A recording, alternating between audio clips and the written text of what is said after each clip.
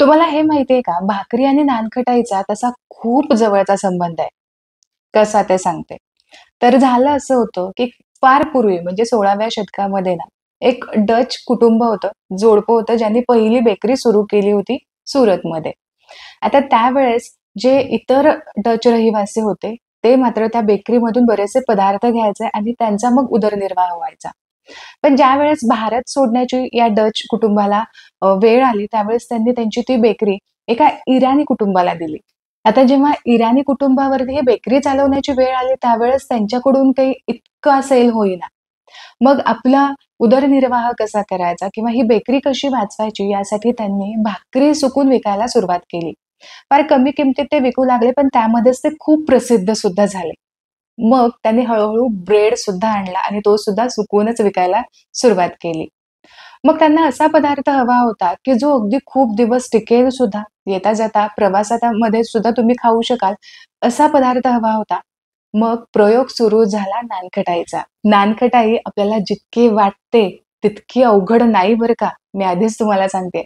फक्त सगळे पदार्थ मिक्स करायचे आणि नानकटाई बेक करून घ्यायची.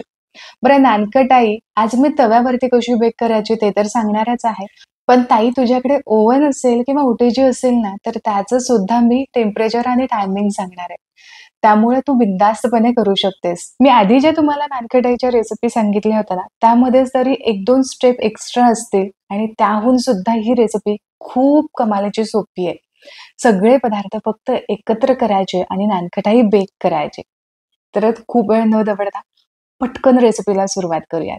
जरी इथे मी तुम्हाला वजनी प्रमाण सांगत असले ना, तरी सुद्धा वाटीचं सुद्धा प्रमाण सांगणार आहे बरं का. म्हणजे काय होईल, जर तुम्हाला व्यवसाय करायचाच असेल, तर वजनी प्रमाण थोडंसं सोपं पडतं आपल्याला हिशोब वगैरे लावण्यासाठी. घरगुती बनवायचं असेल, तर वाटीचं प्रमाण पुरेसंच होतं. आणि आता दिवाळी आहे म्हटल्यावरती थोड्याशा जास्त प्रमाणामध्येच नानखटाई बनवली जाते. म्हणून असं दोन्ही प्रमाण देतेय. आता ना मी इथे बरोबर 2 वाटी भरून मी इथे घेतलेला आहे मैदा. बरं मैदाऐवजी तुम्ही इथे संपूर्णपणे गव्हाचं पीठ वापरलं तरी चालेल. अर्धा मैदा, अर्धं गव्हाचं पीठ सुद्धा घेऊ शकता. बरोबर अर्धा किलो मैद्याच्या नानखटाई बनवतोय, ज्या या 2 वाट्या भरलेल्या आहेत. ठीक आहे? एवढं तर तुमच्या लक्षात आलं, की 2 वाट्या भरून आपल्याला मैदा घ्यायचा आहे. आता पुढचं साहित्य आहे साखर. आता साखर किती घ्यायची? तर जेवढा आपला मैदा आहे, तेवढीच साखर घ्यायची म्हणजे नानखटाई छान गोड लागते.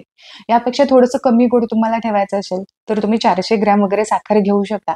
पण नानखटाई खरंच गोड चांगली लागते. यामुळे जेवढं मैदा तेवढीच साखर घ्यायची. आता वाटीचं प्रमाण सुद्धा बघूयात. गच्च दाबून जरी मैदा 2 वाटी भरला असला, तरी सुद्धा साखर थोडीशी जड असते, साईजला कमी असते. त्यामुळे ही 1.5च वाटी भरलेली आहे. पिठी साखर तुम्ही याची केलीत, तर पिठी साखर तुम्हाला बरोबर 2 वाटी भरून घ्यायची. साखरेची पिठी केल्यानंतर याचं हे माप वाढलं जातं. त्यामुळे पिठी साखर घेणार असाल, तर 2 कप घ्यायची आणि जर साखर घेणार असाल, तर 1.5च कप घ्यायची. आता ही साखर आपण चांगली बारीक अशी वाटून घ्यायची. जितकी जमेल तितकी बारीक पावडर याची व्हायला हवी. इथे इलायची सुद्धा तुम्हाला बारीक करून घ्यायची असेल फ्लेवरसाठी, तर साखरेसोबत ती बारीक होईल. 2 वाटी मैदा मी चांगला गच्च दाबून घेतला होता, त्यामुळे त्याचं प्रमाण वाढलं. आता इथे बेसन घ्यायचंय. तर हे 200 ते 250 ग्रॅम तुम्ही घेऊ शकता. म्हणजे अगदी तुम्ही पाव किलो, अर्धा किलोला पाव किलो जरी बेसन घेतलं तरी सुद्धा चालेल. अगदी हलक्या हाताने मी हे भरलेलं आहे. तुम्ही हा बोल साइडनी बघितला तर तुमच्या लक्षात येईल की बराचसा गॅप मध्ये आहे. म्हणजेच हे हलक्या हाताने भरलेलं आहे. आता दुसरा पदार्थ आहे रवा. अतिशय बारीक म्हणजे अगदी चिरोटी रवा जो असतो तो आपल्याला इथे घ्यायचा आहे. रवा तुम्ही इथे स्किप केला तरी सुद्धा चालू शकतो. पण रव्यामुळे हलकासा तो क्रंचीपणा जो आहे तो नानखटाईला येतो. म्हणून इथे वापरायचा. जाड रवा अजिबात वापरायचा नाही. तो किती घ्यायचा?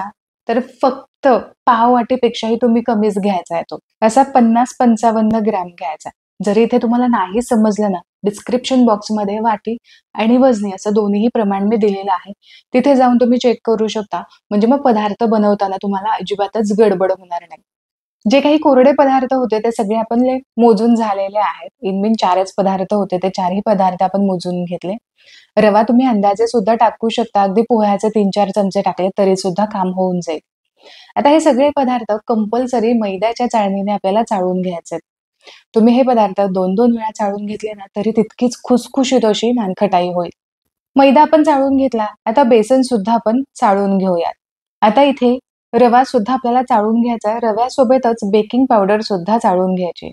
आता इथे बरोबर 1 टेबल स्पून मी बेकिंग पावडर घेतली. प्रमाण नानकटाईचं आपलं जास्त आहे, यामुळे आपण पोह्याचे 1.5 चमचे भरून इथे बेकिंग पावडर घ्यायची. टेबलस्पून तुमच्याकडे असेल तर बरोबर 1 टेबलस्पून आपल्याला बेकिंग पावडर घ्यायची. बेकिंग पावडर ऐवजी तुम्ही इथे पूर्णपणे सोडा सुद्धा घालू शकता. पण मी असं सजेस्ट करेल, की जो रिझल्ट बेकिंग पावडरमुळे येतो ना, तो सोड्यामुळे अजिबात येत नाही. त्यामुळे शक्यतो बेकिंग पावडरच घाला.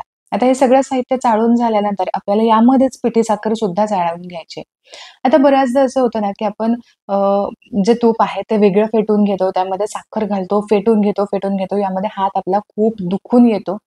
पण इथे इतकी कमालीची सोपी नानखटाई मी तुम्हाला सांगितली आहे ना, की ज्यामुळे नानखटाई फेल होण्याची अजिबात शक्यता राहत नाही. इथे मी साखर बारीक करण्यासाठी अगारोचा रॉयल मिक्सर ग्राइंडर वापरलेला आहे. 3 स्टेनलेस स्टीलचे जार यासोबत येतात.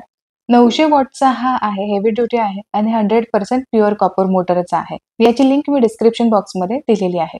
इथे पिठी साखर सुद्धा मी चाळून घेतली. आता यामध्येच थोडीशी वेलची पावडर सुद्धा चाळून घ्यायची. आता हे चाळून घेतलेले सगळे कोरडे जिन्नस चांगले एकजीव आपल्याला मिक्स करून घ्यायचे किंवा मग चांगले मिक्स होण्यासाठी पुन्हा एकदा आपण हे चाळून सुद्धा घेऊ शकतो. आता हे सगळे पदार्थ चांगले एकजीव मिक्स झाले, की यामध्ये आपल्याला तूप घालायचंय. सगळी पिठं जमेल तशी मी चांगली मिक्स करून घेतलेली आहेत. आता हे जे वाडगं आहे ते मी साईडला ठेवते आणि आता तूप आपल्याला किती घ्यायचंय ते सुद्धा बघू. तुपाचं वजनी आणि वाटीचं प्रमाण तुम्हाला सांगणारच आहे. पण आता सगळ्यात महत्त्वाचं इथं मी प्युअर तूप घेतेय, पण तुपाऐवजी जर तुम्हाला डालडा इथे वापरायचा असेल, तर तो तुम्ही इथे वापरू शकता. किंवा याऐवजी बटर सुद्धा इथे अनसॉल्टेड जे बटर आहे, ते सुद्धा तुम्ही इथे घेऊ शकता. आता तूप जे आहे ते आपल्याला चांगलं रवाळ असणारच तूप घ्यायचंय. अगदी खूप पातळ असेल तूप तर थोडा वेळ तुम्ही फ्रीजमध्ये ठेवा आणि मग ते रवाळ झालेलं तूप तुम्ही इथे वापरू शकता. 2 कप मैद्यासाठी 1 कप भरून आपल्याला इथे तूप घ्यायचंय. आता तूप वजनी प्रमाणानुसार बरोबर 300 ग्रॅम आहे. अगदीच मिश्रण कोरडं वाटलं तर 1-2 चमचे इकडे-तिकडे सुद्धा होऊ शकतं. आता सगळी पिठं झाली, चाळून घेतली, एकत्र केली. आता यामध्ये आपल्याला फक्त हे तूप घालून मिक्स करून घ्यायचं. तर सुरुवातीला मी अर्धं तूप घातलं. हे अर्धं तूप आधी मिक्स करून घेऊयात आणि मग उरलेलं थोडं-थोडं करत तूप आपण यामध्ये ॲड करत जाऊयात. जर तुम्ही डालडा घेणार असाल, तर तो सुद्धा असाच रवाळ असायला हवा आणि बटर जरी घेणार असाल, तरी ते बटर असं रवाळच असायला हवं. आता इथं तेल घेतलं तरी सुद्धा चालेल बरं का. पण जसं खुसखुशीतपणा येतो ना बटरने किंवा मग तुपाने, तसं अजिबात येणार नाही. थोडंसं असं कडक होऊ शकतात ते. तर मी तेलाचे कधी केले नाहीत, पण जेव्हा करेल तेव्हा नक्कीच तुमच्यासोबत शेअर करेल. सगळं तूप मी यामध्ये घातलेलं आहे आणि हे परातीमध्ये मी काढून घेतलं कारण मिश्रण थोडंसं जास्त होतं आणि ते भांडं मला कमी पडत होतं. म्हणून परातीमध्ये काढून घेतलं आणि छान दोन्ही हाताने हे हलक्या हाताने असं मळून घ्यायचंय. मळून घ्यायचं म्हणजे काय? आपण जशी कणिक मळत बसतो तसं अजिबात मळायचं नाही. अगदी हलक्या हाताने फक्त हे मिक्स करत राहायचंय. छान सगळे पदार्थ एकत्र असे कुस्करून घ्यायचे आणि छान असं बाइंडिंग येईपर्यंत आपल्याला असा हा गोळा बनवून घ्यायचा आहे. असे एक-एक मध्यम आकाराचे गोळे झाले की मी असं हे साईडला काढून घेते म्हणजे मग नानकटाई करायला सुद्धा आपल्याला सोपं पडतं. जर हे मिश्रण तुम्हाला जर कोरडं वाटलं ना, तर एखादा 2 चमचा तुम्ही इथे तुपाचं प्रमाण घेऊ शकता. पण अजिबात यामध्ये पाणी किंवा आपल्याला दूध इथं वापरायचं नाही. पाणी, दूध तुम्ही वापरल्यात की नानकटाई अजिबात खुसखुशीत होत नाही. त्या कडक होतात आणि आतमध्ये कच्च्याच राहतात. त्यामुळे पाणीही वापरायचं नाही आणि दूधही वापरायचं नाही. जे काही असेल ते तुपामध्येच आपल्याला करायचंय. इथे पीठ मळून असं याचे उंडे बनवून मी साईडला झाकून ठेवलेले आहेत. आता एक त्यातला गोळा घेतला, नानकटाई बनवायला घेऊयात. एखादा चमचा असा घ्यायचा किंवा माप जर असं असेल छोटी वाटी वगैरे, तर त्याने एकसारख्या अशा नानकटाई होतात. नानकटाई करताना अगदी लाडूप्रमाणे खूप गच्च बांधायचे नाही. हलक्या हाताने फक्त गोल अशी करून घ्यायची आणि हलकीशी ती अशी दाबून घ्यायची. अशी एखादी झाकणी घ्यायची, ताटली घ्यायची किंवा एखादं ताट घेऊ शकता. त्याला असं मी तुपाने ग्रीस करून घेतलंय. यावरतीच आपण ही नानकटाई ठेवणार आहोत. नानकटाई अगदी बॉलसारखी गोल करून ठेवायची नाही, हलकीशी ती चपटी करून ठेवायची. याच पद्धतीने बाकीच्या नानकटाई सुद्धा आपल्याला करून घ्यायच्यात. नानकटाई वळायला तसा फारसा वेळ लागत नाही. अगदी पटपट ती वळून होते कारण आपल्याला लाडूप्रमाणे ती बांधावी लागत नाही.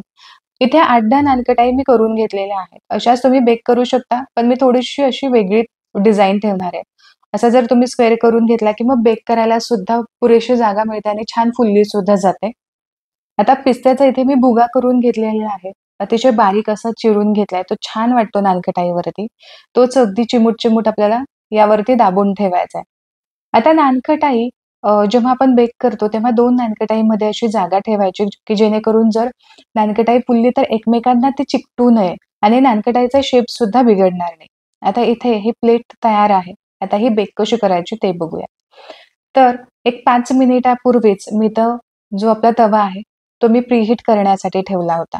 आता माझ्याकडे हा खोलगट तवा आहे, जो थोडासा खोलगट आहे. पण याऐवजी तुम्ही भाकरीचा जो तवा असतो ना, तो जरा जाड असतो. तर तो घेतलात तुम्ही तरी सुद्धा चालू शकतं. आता यावरती स्टँड ठेवायचं आणि यावरतीच आपली ही प्लेट ठेवायची.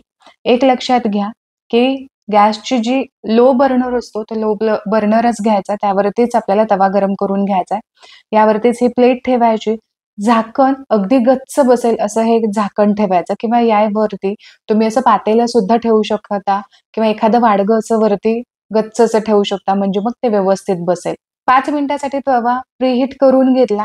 यानंतर गॅसची फ्लेम संपूर्णपणे लो ठेवली आणि बरोबर 25 मिनिटांसाठी या नानखटाई मी बेक करून घेतल्यात. इथे तुम्ही बघू शकता नानकटाईंना मस्त अशा चिरा पडलेल्या आहेत आणि ही नानकटाई अजूनही खूप गरम आहे. लो फ्लेमवरतीच नानकटाई व्यवस्थित बेक होतात. अजिबात करपत नाही. आतमध्ये सुद्धा कच्च्या राहत नाहीत. तशी तर 25-27 मिनिटांमध्ये ही नानकटाई बेक होते. मध्यम आकाराची आपण केलेली आहे. खूप अगदी छोटी किंवा खूप मोठी सुद्धा नाही. पण तरी देखील 20व्या मिनिटावरती एकदा झाकण काढून पाहायचं. जर थोडीशी कच्ची वाटली तर आणखीन 5 मिनिट तुम्ही बेक करू शकता. अगदीच असं वाटलं की आता बंद करायची वेळ आहे, व्यवस्थित अशी बेक झाली आहे, तर मग 20-22 मिनिटावरती सुद्धा आपण हे बंद करून नानकटाई बेक करायला किती वेळ लागेल हे त्याच्या साईजवरती ठरलं जातं. पण इथे मी तुम्हाला एक अंदाज सांगितला, की 20 ते 25 मिनिटामध्ये आपला जो तवा आहे त्यावरती बेक होतो. आता ओव्हनमध्ये किंवा माझ्याकडे ओटीजी आहे. ओटीजीमध्ये कसं बेक करायचं ते सुद्धा बघूयात. तर इथे मी 2 प्लेट अशा आधीच तयार करून ठेवलेल्या आहेत. दोन्ही मी एकदमच बेक करून घेणार आहे. 180 डिग्रीवरती मी 5 मिनिटांसाठी ओटीजी प्रीहीट करून घेतला आणि यानंतर बरोबर 15 मिनिटांसाठी मी या नानकटाई बेक करून घेतलेल्या आहेत. मधल्या रॅकमध्ये ठेवायच्या म्हणजे वरून खालून व्यवस्थित अशी बेक होते. तर इथे तुम्ही बघू शकता सगळ्या नानकट्या अशा मस्त अशा बेक झालेल्या आहेत. मध्यम आकाराच्या या नानकट्या आहेत. तर जेवढं आपण प्रमाण घेतलं होतं, यामध्ये बरोबर ह्या 2 किलो भरतात आणि जर क्वांटिटी सांगायची झाली, तर या बरोबर 70 ते 75 नानकटाई तयार होतात. मोठं प्रमाण तुम्हाला सांगितलंय, की जेणेकरून जर तुम्हाला बिझनेस करायचा असेल, तर तुम्ही नक्कीच करू शकता किंवा मग पाहुण्यांना तुम्हाला द्यायचं असेल, तर एखाद्या छान बॉक्समध्ये तुम्ही पॅक करून देऊ शकता. तर आशा करते, की जरी व्हिडिओ थोडासा मोठा झाला, तरी सुद्धा हा सोपा आहे, हे तुमच्या लक्षात आलं असेल. व्हिडिओ जर तुम्हाला आवडला, तर व्हिडिओला लाईक जरूर करा आणि जर काही शंका असेल, तर मला कमेंटमध्ये विचारा. तुम्हाला त्याचं उत्तर नक्कीच मिळेल. व्हिडिओ आवडला, तर तुमच्या मित्रपरिवारामध्ये सुद्धा नक्की शेअर करा. पुन्हा भेटूया अशाच एका मस्त खमंग रेसिपी सोबत. तोपर्यंत स्वस्त राहा आणि मस्त-मस्त खात राहा.